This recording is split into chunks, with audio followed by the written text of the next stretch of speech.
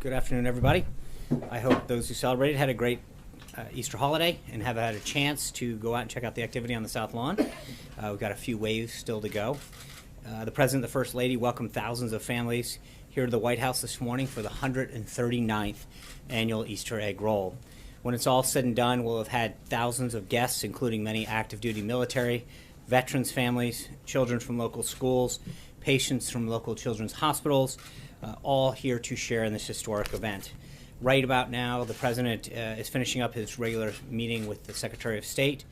The Vice President, of course, is currently on a 10-day trip visiting South Korea, Japan, Indonesia, and Australia. While in South Korea, the Vice President participated in an Easter church service with both American and South Korean service members and their families, and has been holding bilateral meetings with representatives of the South Korean government. The Vice President is delivering a message to the people of the Republic of Korea on behalf of the President that even in these troubled times, the United States stands with them for a free and secure future. Under President Trump, our ironclad alliance will be even stronger.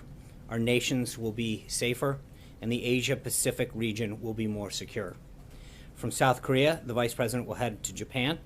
I'll continue to provide updates as they warrant during the Vice President's trip throughout the rest of the week. Looking ahead, tomorrow the President heads to Wisconsin, where he'll talk about his Buy America, Hire America agenda at Snap-on Tools in Kenosha, Wisconsin. For those of you who aren't aware, Snap-on is a prime example of a company that builds American-made tools with American workers for U.S. taxpayers. We'll be having a background briefing here in this room later this afternoon with senior administration officials regarding the details of the trip. Further guidance should be coming out in your inboxes momentarily. On Wednesday, the President will sign the Veterans Choice Program Extension and Improvement Act. The President is proud to sign this legislation, which passed unanimously by the Senate earlier this month. The bill ensures that veterans have certainty and continuity of care while this administration works with Congress to develop a plan that reforms the VA system and gives our nation's heroes the care that they deserve. He'll also host the New England Patriots this Wednesday to congratulate them on their 5th Super Bowl win.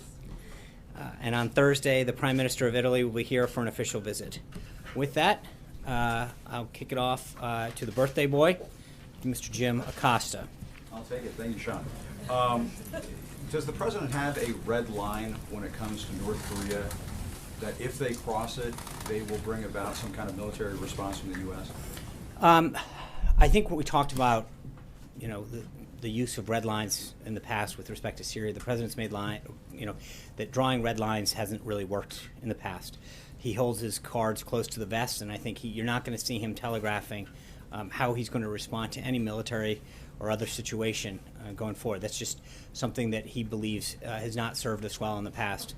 We did this with Mosul. We start to talk about what the action will be months in advance, and it really gives the intended recipient of action a heads up as to what's going on. So I don't think that you're going to see the President drawing red lines in the sand, but I think that the action that he took in Syria shows that when appropriate, this President will take decisive action. So let me just to follow up on that. Syria is one thing. North Korea is quite another when they have nuclear ambitions the way that they do. Right. When you talk about, well, we did this to we did this to Syria and we did this to Afghanistan, is that no? I think in the case too loose with a bombastic rhetoric? No. I think, and again, I please don't read too much into that in terms of trying to make an analogy on the action. I think it's quite the opposite. But I think with respect to North Korea in particular, the President had a really good meeting with President Xi down at Mar-a-Lago, where I think he's spoken extensively about the relationship that they made down there, and that they continue to work to improve. And the results of that are paying off. I think you see China playing a much more active role with respect to North Korea, both politically and economically. That they can continue to apply pressure to achieve results, and I think we're going to continue to urge China to exhibit its influence in the region to get better results. But North Korea did launch that missile. I understand that, and it failed. We're well aware of what's going on. We monitored that situation. The President was kept up to date, as you know. But I think that we're going to continue to work with China in particular to help find a way forward on this. John. Thanks so much, Sean. The President, as you just mentioned, has spoken about this relationship that he's developed with President Xi, and how President Xi would be leaning on the North Korean government to prevent the kind of attempted missile launches like we saw over the weekend. It seems as if that effort, in terms of leaning on North Korea, did not work. In addition to that, the vice foreign minister of North Korea said to the BBC today that North Korea will test its missiles on a weekly, a monthly, and a yearly basis. So my question is, what kind of pressure is China putting on North Korea? Well, again, I think this goes back to the nut of what Jim was asking, which is I think for us to telegraph what we're going to do or what we're going to ask others to do would not be a smart strategy to lay it out on public. But I think that if you realize, for example, on the economic side of things, China is the #1 importer of North Korean coal. I think to see them curtail some of that has a real economic impact on the region. There's a lot of economic and political pressure points that I think China can utilize, and we've been very encouraged with the direction in which they're going. But it seems as if North Korea is essentially, just based upon what they tried to do over the weekend, thumbing its nose at even China because of what they attempted to do. I understand the question. I think we're just not there yet. We've got a lot of tools left and a lot of conversations that are ongoing, but let's not get ahead of ourselves. I think we've had a very productive direction that we've seen China move in, and I think there's an agreement, I think, by everyone so far that a nuclear capable North Korea is not in anybody's best interest, and I think we're going to continue to work with the Chinese in particular on this case. Caitlin. What was their review of the White House visitor logs? What was the extent of that review? I'm sorry, what was the extent of the review of the White House visitor logs? What made you change your mind to not continue releasing them? I think, as was noted on Friday, we're following the same policy that every administration from the beginning of time has used with respect to visitors log. We will comply with both the Federal Records Act and the Presidential Records Act as stated by law. Well, why does the president object to people knowing who is coming in the White House? Well, it's not a question of objecting. It's about following the law.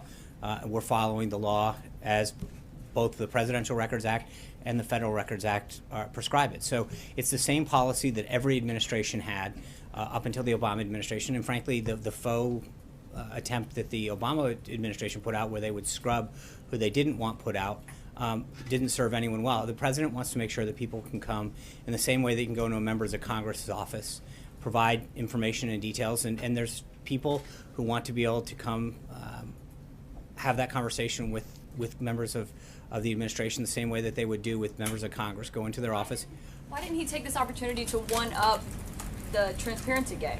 If Because Obama was so because bad at I it? think I'm trying to explain that to you. I think that we recognize that there's a privacy aspect to allowing citizens to come express their views, and that's why we maintain the same policy that every other administration did coming up here prior to the last one. And the last one, frankly, was a faux level of doing that, because when you go through and you scrub everyone's name out that you don't want everyone to know, that really is not an honest attempt at doing it. We're going to follow the law the way that every administration has followed up until the last one.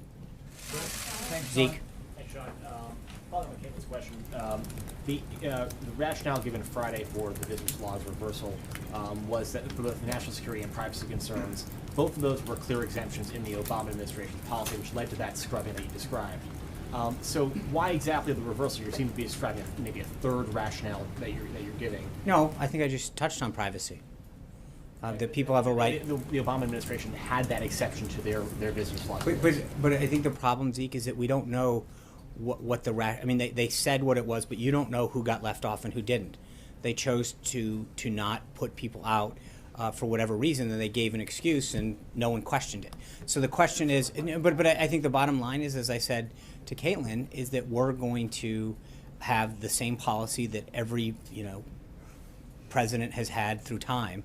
And comply with the law on both fronts. I think, but again, you remember, it's interesting that we're following basically the same thing that members of Congress follow. You go and you meet with a member of Congress right now. That there's an option for people to be able to go and express their opinion if they want to make it public. Who's meeting with them? And in a lot of cases, we do. We bring in you guys to probably a greater extent than has happened before in terms of the pool spray. We list participant lists. But I think there's an opportunity sometimes for the American people who want to come and have a conversation and not become, and be able to share their view. So again, but remember, this is the same policy that every president and every administration has followed. grant you that, but Thank you. this president entered office running a campaign saying he was going to drain the swamp. So under this existing policy, a lobbyist the president has decried, on the campaign trail and stop a Washington insider, members of of the swamp can walk into the White House, and there is no recourse to the public to hold the president to account of those I think you promises. guys, but the visitor logs to all the White House components, OMB, the Council of Economic Quality, U.S. Trade Representative, Office of Science and Technology. What I'm saying is all of those are subject to the Federal Records Act. We're complying with all that, and we're complying with the Presidential Records Act. My point is that, look, this is the policy that's existed from the beginning of time since they were kept. And through the last one, and the last one was a faux attempt at that. Again, it's not really being transparent when you scrub out the names of the people that you don't want anyone to know were here. And so I think that we've made a decision to stay in line with the law and follow the same procedures that everyone else has maintained. Trey. Thanks, Sean. On North Korea, is the president prepared to act alone, or does he feel that Congress should be somehow involved in the process if any decision that includes the use of force is made? I think he's going to utilize the powers under the Article 2 of the Constitution. I think what you saw with respect to the action that he had with Syria, he made sure that members of Congress were notified of his action in a very, very short amount of time. We're going to continue to seek their input on the policy overall, and then make sure that they're notified. We'll do that. But I think the bigger consultation issue is what we do with the larger world community and have that dialogue, as I've mentioned earlier, to make sure that every country that can is putting the appropriate level of economic and political pressure on North Korea to act in a way that helps us. Eamon? Thanks, Sean. With tax filing day coming up, is the president going to release his 2016 tax returns, given that we can assume maybe that those are not themselves under audit, which is the No, reason you he's can't. given for Yeah, not. they are. I think it's been covered before. It's the same thing that was discussed during the campaign trail. The president is under audit. It's a routine one. It continues. And I think that the American public know clearly where he stands. This was something that he made very clear during the election cycle. Excuse me. And hold on. And so the one time that it was done, I think the people understand, how successful the president's been and how much he's paid in taxes. So, but it's the same. We're under the same audit that existed, and so nothing has changed. As you know, the IRS never comments on individual taxpayer Right. information. This obviously is an extraordinary case involving the President of the United States. The President could authorize the IRS, presumably, to go ahead and confirm that he's under audit and to give us some details about that Yeah. audit, what years, how long this is expected to take, et cetera. Will the President authorize the IRS to confirm that I he think is the in fact president's under view audit? on this has been very clear from the campaign, and the American people understood it when they elected him in November. Hallie. Thank you. Always looking out for me, John Roberts. Political leaders in Hawaii are reviewing plans for emergency plans in case they are attacked. Does the president believe that the level of tension between the United States and North Korea is at the point where we should start reviewing emergency attack plans? So just to be clear, and again, I'm not going to get into, I would just tell you that there are military contingency plans for almost every scenario in a numerous aspects around the world, here at home, everything from humanitarian relief to refugee crises to attacks. That is standard military procedure to have those kind of things. So to make that in any way, shape, or form sound new would be a mistake. It is a standard operating procedure of the military to plan for contingencies in a number of operations in a number of hotspots throughout the world on a regular basis. And with respect to Korea in particular, that's been going on for decades. I'm just wondering, how high does the president view the threat level from North Korea? Again, I think the president's made clear we're aware of the activities that they've engaged in, and we're monitoring them, and the national security team continues to keep them up to date. Just one more on that topic. One of the reasons why successive administrations has chosen to negotiate with the leaders of North Korea is because it's believed that there are no good military options to deal with.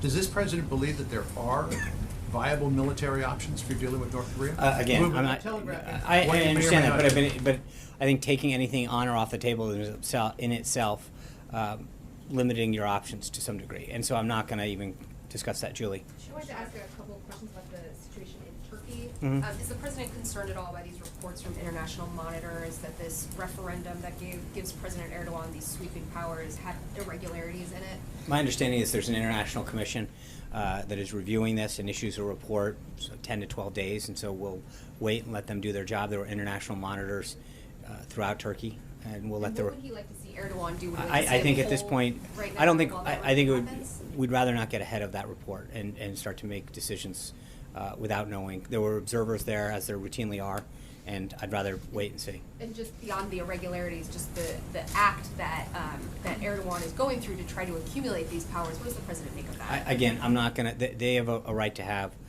elections, and there are people participated in that, but before we start getting into their governing system, let this commission get through its work. Steve? Sean, when Vice President Pence says that regarding North Korea's strategic patience is over, Right. what does that mean exactly? The era of strategic patience was a policy that the Obama administration enacted to basically wait and see. I think we have now understood that that policy is not one that is prudent for the United States, and I think that's why you've seen stepped-up efforts, particularly with respect to China, and that's why I think the relationship that the president really is building on from the time that he spent down in Mar-a-Lago with President Xi is hopefully going to produce results.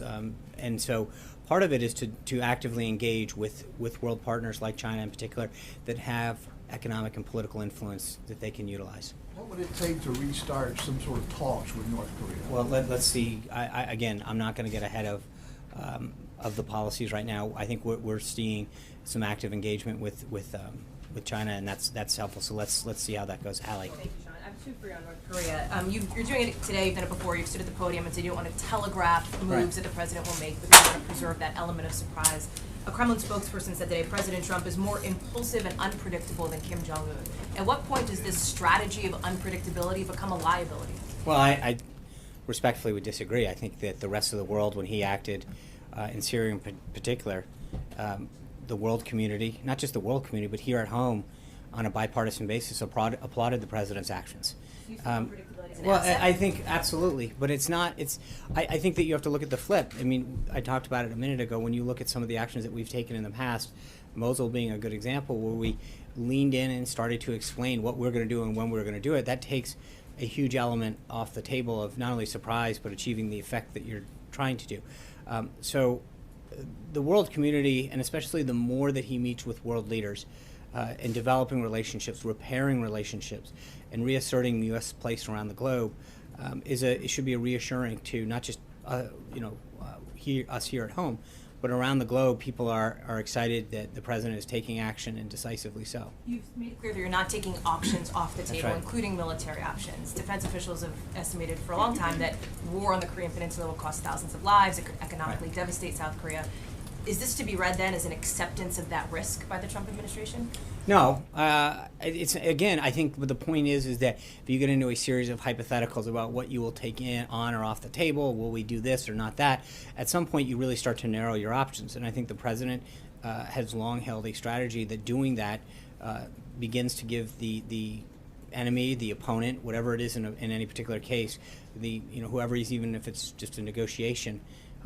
The options of knowing where to go and where not to go. And so the president's been very clear that not taking options off the table gives us a stronger hand. So do you accept the risk of war? I didn't no, because again, by what you're trying to do is to get us to take something off. I think at the end of the day, we will always act in America's best interest to ensure that our national interests are protected. And so if we were to say that we're taking something off the table in any way, shape, or form, that would limit what we have to do. We are going to make sure that we do what we have to protect our national interests. And obviously, with respect to South Korea, we've been very clear.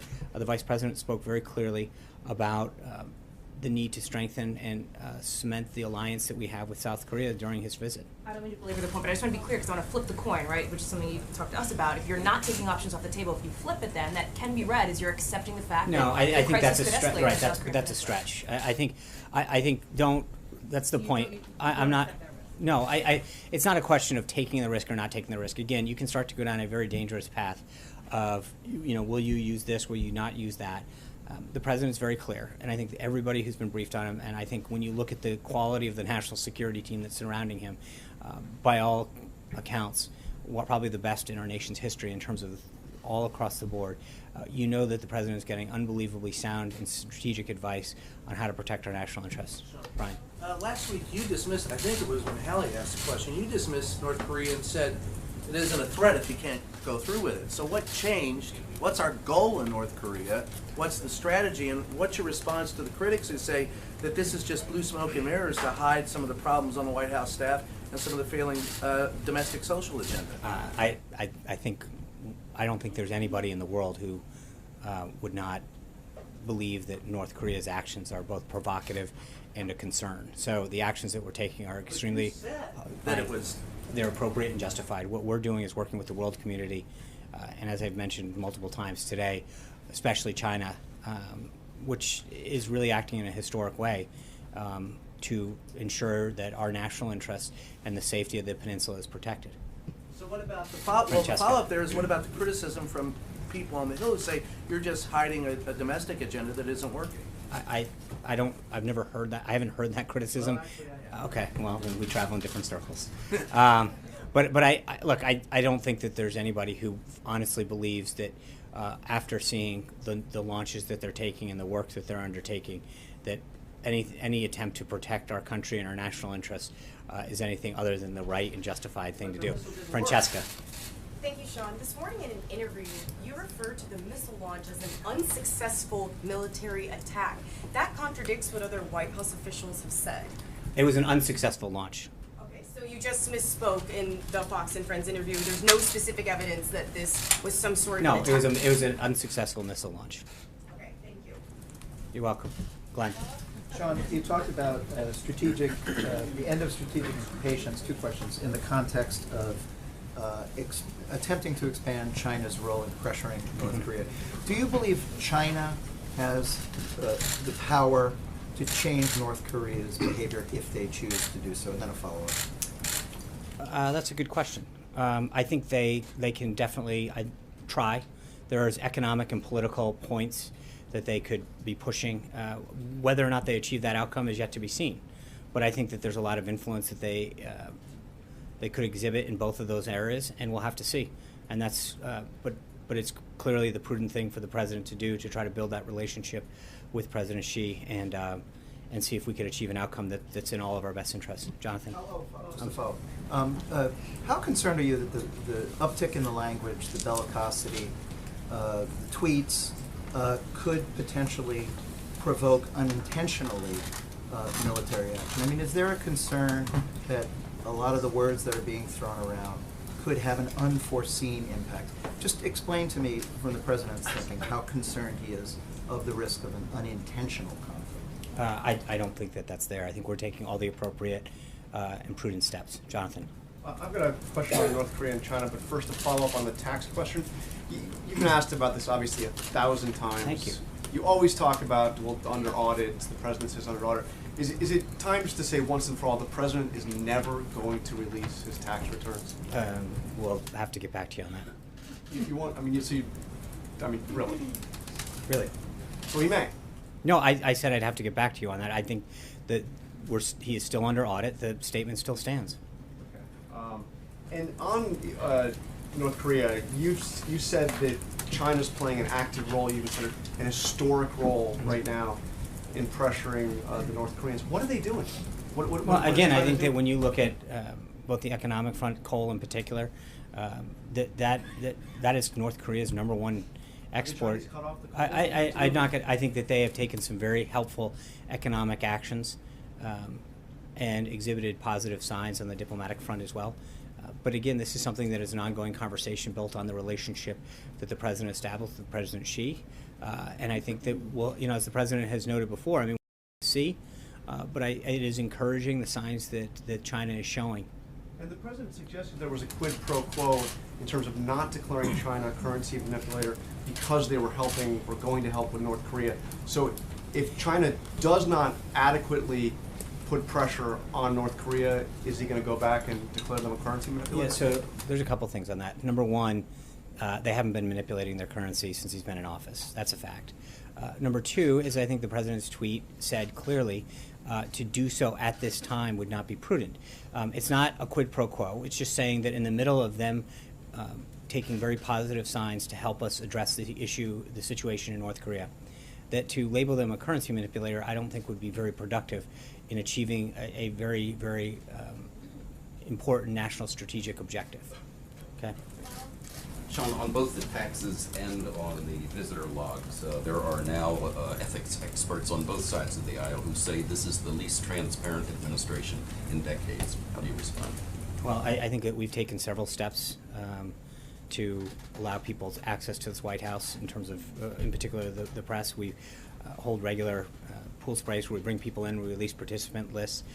We give press the opportunity to come into the room, see everybody who's there, hear part of the discussion. So I would respectfully disagree with that. Abby? Sean, there's a new Gallup poll out today showing that 45% of Americans don't believe that the president will keep, only 45% believe he'll keep his promises. That's down 17% since early February. Given some of his reversals, especially in the last week, does he risk being seen as a flip-flopper? I don't think so. You know, I mentioned it on the currency, on NATO. We talked about this last week. The question in my mind is looking at the issue and seeing, and I mentioned NATO, I think Matt asked it last week, where there are certain things, and again on NATO, if you go back to, I think it was September 29th of last year, he was talking very specifically about some of the moves that he was seeing NATO make in a positive direction. And already at that point encouraging them. In the case of China, they aren't, since he's been in office, manipulating their currency. The Treasury did issue a report on Friday that put them on a watch list with a number of other countries. So I know that it's easy to just take an issue and say, well, he's not, you know, make it seem very black and white. But on these particular issues, you can see that there's movement to the president's position. I would argue that he's achieving a lot of results on the issues that he talked to the American people about. When you talk about the big issues that he promised the American people, in terms of immigration, you see immigration's down 60% at the border. On jobs are coming back over and over again. You're seeing companies talk about new job creation here, new manufacturing here. The executive orders that he's signing are all consistent with the promises that he made to the American people on the campaign trail. And I think on issue after issue, whether it's immigration, job creation, national security, the president made very clear promises to the American people that on, you know, over and over again, he's achieving great success on. And so I would argue that we're going to continue to see the president not only keep his word, but be rewarded by the American people on that front.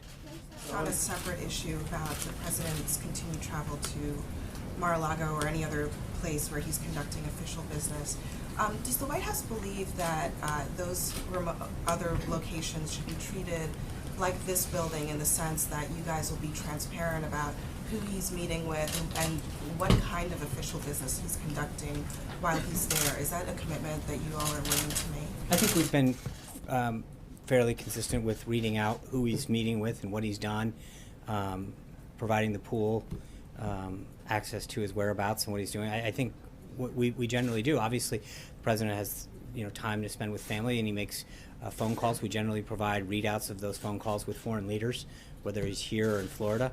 So I think we've done a fairly good job of making sure that people know who he's meeting with, who he's speaking to, and when appropriate, the context of those calls. But that's not true, Sean. Long stretches of time go by and we get full reports from the pooler saying we've been asking the White House for information about what the president is doing. I understand that, and we don't get that information. I we can't even get an answer to whether he's golfing or not. I understand that some days that you don't get it as quick as you want. Some days we never okay, get it. but with all due respect, Julie, he's entitled to have moments with his family and private time. So I think respectfully, I would disagree. I think we do a very good job of getting you information, of bringing you along to events, whether he's here or at a location or even going out to dinner. We've lived up to that. I think the president and is entitled to have some times with his family and friends to just catch up. But then that's the difference than what you're saying. No, Abby, but which is that you are providing. No, that but what information. I'm saying is her question was about official business, and when he does have a call and when he does meet with advisors, we generally put it out. But when he's meeting internally, in the same way that when he's meeting here with his staff, we don't read out every staff meeting that's going on. And so when he's down traveling and he's having meetings, whether it's on Air Force One or wherever, you know, that's what his staff does, is they provide him updates and policy briefings and give him an opportunity to make key decisions with their insight into a particular issue. That's what all presidents do. And I think that I would respectfully suggest that we have done a really good job of making sure that that the pool in particular has provided information in terms of his whereabouts, and then we've provided background briefings on issues that are coming up, where we're going, why we're going, and what we intend to do. So, you know, I get that there's always going to be this back and forth. You guys are going to always want more. And I think that we've tried to do what we can to get you that information. Thank you guys very much. We look forward to seeing you in Wisconsin tomorrow if you can. Thank you.